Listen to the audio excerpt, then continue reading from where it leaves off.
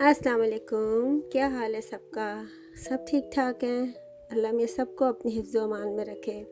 मैं आज एक मेडिसिन आपके लिए लेकर आई हूँ, इकोनाइटियम नेप्लस इसका कंप्लीट नेम है। मंक्स सूट भी इसे कहा जाता है, लेकिन ज़्यादातर ये एकोनाइट के नाम से मशहूर है। एकोनाइट के नाम से मशहूर है और इसे उर्दू में मीठा तीलिया कहा जाता है। और इसका जो सोर्स है वो है फ्लावर से तैयार होने वाली मेडिसिन है। इसके फ्लावर्स का कलर जो ब्लू होता है और इस शेप के होते हैं, तकरीबन लंबे लंबे से इसके फ्लावर्स होते हैं जो बहुत ज़्यादा गुच्छों की सूरत में होते हैं। और ये जो एकोनाइट का फूल है, इस जो फ्लावर्स में जहर पाया जाता है, ये बहुत ज़्यादा गिफ्टिश होता है, तो इसको हम वैसे नहीं खा सकते, काफ़ी नुकसान का बायस बन सकता है। और अब साथ ही साथ मैं थोड़ा सा आपको होम्योपैथिक का इंट्रोडक्शन देती हूँ, जो मुझे पहले देना चाहिए था। एक्चुअली होम्योपैथिक जो होती है उसके जो फाउंडर थे डॉक्टर हनीमन थे। डॉक्टर हनीमन अपनी ज़ात पे प्रूविंग किया करते थे, तजर्बे जो है वो अपनी ज़ात पे किया करते थे, और उनके बहुत सारे दोस्त थे जो उनका साथ देते थे, डॉक्टर्स थे, वो अपनी ज़ात पे तजर्बात किया करते थे। तो जो रिज़ल्ट निकलता था वो जो है उसको फिर करते थे, उसके नतीजे पे फिर कुछ मेडिसिन तैयार की जाती थी। और वो जहर को ऐसे नहीं खाते थे कि वो ये जहर ही वो खा रहे हैं, बल्कि जहर को दवा की सूरत में उसकी तासीर को कम करके, बहुत ज़्यादा कम करके कि उसके असरात बहुत ना होने के बराबर रह जाएं, तो उस हालत को में जहर को यूज़ करके वो प्रूविंग किया करते थे। तो ये तरीक़ेकार होता था। तो वो क्योंकि होम्योपैथिक में माइंड सिम्टम्स जो है वो बहुत ज़्यादा ज़रूरी होती हैं, और अगर इंसानों में प्रूविंग होगी तो माइंड सिम्टम्स तभी खुल के सामने आएंगी।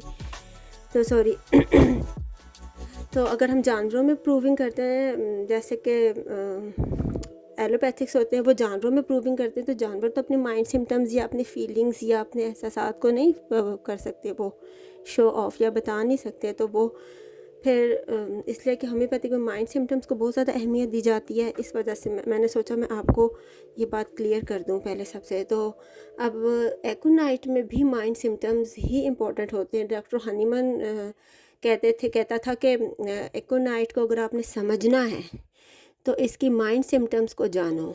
अगर आप माइंड सिम्टम्स इसकी जो है उनको समझ लोगे तो एकोनाइट को समझना बहुत ही आसान हो जाएगा, क्योंकि इसमें जो 2-3 चीज़ें हैं वो माइंड सिम्टम से ही रिलेटेड हैं। तो मैं आपको आहिस्ता आहिस्ता से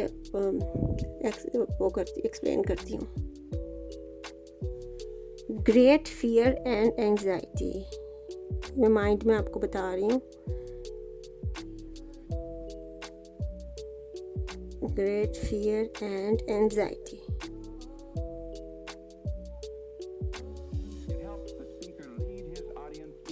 ये फर्स्ट, और ये सेकंड है सडन ऑनसेट, क्योंकि इसमें एक तो great fear and anxiety her symptoms में मिलेगी, हर सिम्टम्स में इसकी मिलेगी। और सडन ऑनसेट, अचानक से हमला होगा बीमारियों का, मतलब अचानक से आएंगी और फौरी तौर पे आपने एकोनाइट का इस्तेमाल करवाना है, नहीं तो अगर देर हो गई तो फिर दवा चेंज हो जाएगी। पेशेंट जो है वो डरता है, बाहर जाने से डरता है, टू गो आउटसाइड, और जो फेयर ऑफ डेथ होता है ड्यूरिंग प्रेगनेंसी जो होती हैं वो डरती होते हैं। और दांतों वाले डॉक्टर के पास जाना हो तो डरेगा पेशेंट, और किसी डॉक्टर के पास जाना, कोई ऑपरेशन होना हो तो डर लगेगा उसको। मतलब बताने का ये कि हर चीज़ से वो डरेगा, घबराएगा, पब्लिक में जाने से घबराएगा। फिर से ये माइंड की सिम्टम्स आ रही हैं। रेस्टलेस होता है, बहुत ज़्यादा रेस्टलेस होगा, और एंशियस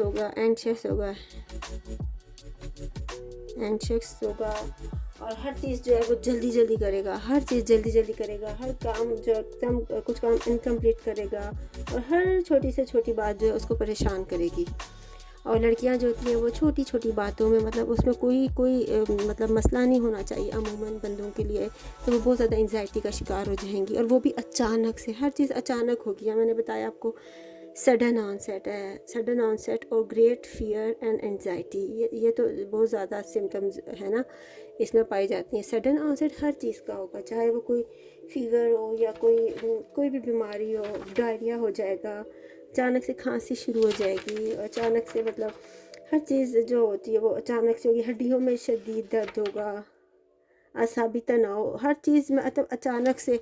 और जब सैड होगा कोई गम के बाद असरात होंगे तो जिस्मानी बीमारियों की शक्ल इख्तियार कर लेते हैं, जैसे नाजुक मिजाज औरतों को सदमे की वजह से जो होते पीरियड्स जो होते हैं बेकायदगी से बेकायदा हो जाते हैं और जोड़ों का दर्द शुरू हो जाता है। इन इलामात में भी आप जो ये अचानक से होने वाली तो एकोनाइट को यूज़ कर सकते हैं। गम के बाद असरात को तो मतलब अगर जैसे कोई फोत होता है, कोई हादसा हो जाता है, कोई अचानक से कोई एक्सीडेंट हो जाता है, तो आप फौरी तौर पे उसके जो शॉक वाली कंडीशन होती है उसको दूर करने के लिए आप फौरी तौर पे आप उसे एकोनाइट दे सकते हैं। अगर थोड़ी देर हो गई है तो फिर वहाँ पे मेडिसिन आपकी चेंज हो जाएगी। इसीलिए मैं ये कह रही हूँ कि उसे अपने बैग में रख सकते हैं आप लोग, क्योंकि परेशानी आने का कोई पता नहीं चलता कि कब आ जाए, कब वो प्रॉब्लम हो जाए। और कुछ लोगों को असाबी तनाव की वजह से अचानक से मतली और कै हो जाती है, अचानक से कुछ टेंशन हो जाए तो पेट में दर्द शुरू हो जाती है और सर दर्द शुरू हो जाती है। जो सिम्टम अचानकपन है और उसमें फेयर है और एंजाइटी है कि अगर कोई बीमारी हो जाए कि मैं मर ही जाऊंगा, फेयर ऑफ डेथ है कि मैं मर ही जाऊंगी और बहुत परेशानी है, तो आप एकोनाइट आराम से उसको यूज़ करवा सकते हैं, लेकिन फौरी तौर पे। अब एकोनाइट का थोड़ा सा कॉन्स्टिट्यूशन देख लेते हैं। कॉन्स्टिट्यूशन मतलब जो उसकी साख्त होती है, देखने में इसका पेशेंट कैसा लगता है।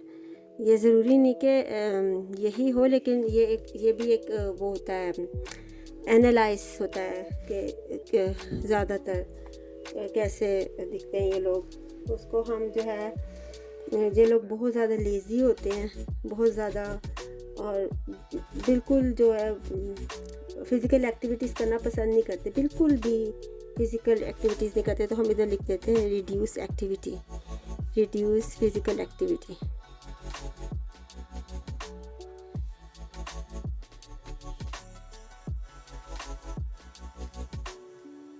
ठीक है। अब सेकंड आ जाता है कि इसमें ज़्यादातर यंग पर्सन्स होते हैं। ये मुझे पहले लिखना चाहिए था, ज़्यादातर यंग पर्सन्स होते हैं। और जो इनका फेस होता है, फेस रेड होता है, आईज ब्लैक, हेयर्स डार्क, और जो पेशेंट होता है वो डिस्टर्ब होता है टू एटमॉस्फेरिक चेंजेस।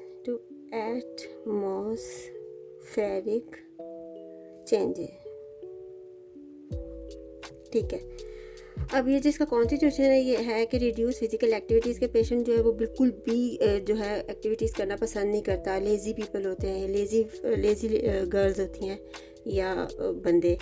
और जो होती है यंग पर्सनस की रेमेडी है ये, मतलब इसके ज़्यादातर नौजवान होते हैं इस सिम्टम्स का शिकार, क्योंकि इंसान एज के साथ साथ मैच्योर होता जाता है, समझदार होता जाता है। तो इसके पेशेंट जो होते हैं वो यंग होते हैं ज़्यादातर, और इसका फेस ज़्यादातर रेड होता है क्योंकि इसमें जो है वो बहुत ज़्यादा फीलिंग्स हैं, माइंड सिम्टम्स बहुत ज़्यादा हैं। तो ब्लड सर्कुलेशन जो होती है फास्ट रहती है। एंजाइटी है इसमें, जैसे कि मैंने बताया था कि इसमें वो बहुत ज़्यादा एंशियस रहता है, रेस्टलेस रहता है। तो इसमें जो है ब्लड सर्कुलेशन वो फास्ट है, तो इस वजह से तो फेस इसका रेड रहता है। Eyes black, hairs dark and disturb to atmospheric changes. कि ज़रा सी सर्दी होगी तो अचानक से इसको बुखार हो जाएगा। सडन मैंने कहा ना अचानक पाना है इसमें, तो वो अचानक से उसको बुखार हो जाएगा। ज़रा सी हवा मतलब बाहर निकलेगा तो गर्मी सर्दी होगी तो गर्म मौसम हो जाएगा। तो एटमॉस्फेरिक चेंजेस है, लेकिन इसके पेशेंट को आराम आता है खुली ठंडी हवा से। वो मैं आपको आगे बताती हूँ, जब उसका किस्सा हम ट्रीट कर सकते हो फिर बताती हूँ। म्यूज़िक जो है वो अनबियरेबल होगा, अनबियरेबल। वो जो पेशेंट होगा वो म्यूज़िक से सैड हो जाएगा, अनबियरेबल होगा और मेक्स हर सैड, कि पेशेंट जो है वो बिल्कुल उदास हो जाएगा और म्यूज़िक उसे बर्दाश्त नहीं होगा, स्पेशली ड्यूरिंग मेंसेस, स्पेशली उसे बिल्कुल भी बर्दाश्त नहीं होगा ये। और पेशेंट को जो आराम आता है वो खुली हवा से आराम आता है। खुली हवा में मतलब जब आप घर के अंदर हो तो खिड़कियाँ खोल दें तो उसको आराम आएगा, लेकिन अगर आप वही खिड़कियाँ बंद हो, एसी की ठंडक हो, खुश्की हो तो उसको बिल्कुल आराम नहीं आएगा, वो पेशेंट तकलीफ़ का शिकार ही रहेगा। और ऐसे पेशेंट को ज़्यादा से ज़्यादा पसीना लेना चाहिए। मैं इधर इसका ट्रीटमेंट जो है उसमें यही है कि वो ज़्यादा से ज़्यादा पसीना ले, वॉक करे, कि उसके जो फाजिल मादे जिस्म के वो बाहर आए ताकि उसे सुकून आए। इसकी अब मैं आपको पोटेंसी बता देती हूँ। पोटेंसी इसकी क्या होनी चाहिए।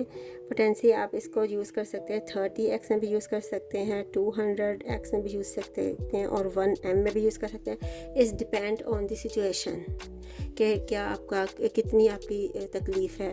अगर छोटी मोटी है तो फिर आप जो है घर में जैसे नज़ला ज़ुकाम बुखार या वैसे ही तो फिर 30 दे सकते हैं छोटी मोटी के लिए। मतलब अगर आपको कोई बड़ा एक्सीडेंट हो गया है, कोई बड़ा हादसा हो गया है, जैसे कोई फोत हो गया है तो, या एक्सीडेंट हो गया, कोई तो बहुत ज़्यादा शॉक हो गया है, कोई बंदा या औरत कोई शॉक में चली गई है, तो आप उस सिचुएशन में आप 1m दे सकते हैं in the condition of shock. और 200 आप आराम से दे सकते हैं, दो दिन बाद 200 दे सकते हैं। मतलब वो भी आप अगर इसके माइंड सिम्टम्स आपसे मैच करती हैं या तो फिर आप दे सकते हैं। और पहले तो जो है दुरूद शरीफ वगैरह पढ़ना चाहिए, उससे इंसान रिलैक्स होता है और इस तरह की जो एंजाइटी, एंशियस और ये इन चीज़ों से बच सकता है इंसान अगर ख़ुद ही कोशिश करे तो। लेकिन अगर अल्लाह फजल करे अगर नहीं होता तो फिर आप को दवाई भी ले सकते हैं। लेकिन अगर इन केस ऑफ अगर किसी को डिवोर्स हो जाए या कोई बड़े सिचुएशन हो जाए, कोई बड़ा शौक लग जाए, फिर आप 1m या cm भी दे सकते हैं या cm भी दे सकते हैं। तो बहरहाल डॉक्टर से पूछ के अप्लाई करें। लेकिन जो 30 है वो अपने तौर पे आप ले सकते हैं दिन में 3 दफ़ा। 30 पोटेंसी दिन में 3 दफ़ा आप यूज़ कर सकते हैं। लेकिन 200, 1m और cm बहुत हाई है। तो देख डॉक्टर के मशवरे के बगैर मैं फिर कहूँगी कि कोई काम ना करें, डॉक्टर से पूछ के करें। सही है, सही। नेक्स्ट टाइम फिर मैं आपके लिए एक इससे भी अच्छी, इससे भी प्यारी मेडिसिन लेकर आऊँगी जो मैं अभी नहीं देती, सरप्राइज़। लेकिन हो सकता है बीच में कुछ कुकिंग शुकिंग का ले आऊँ। अस्सलाम वालेकुम।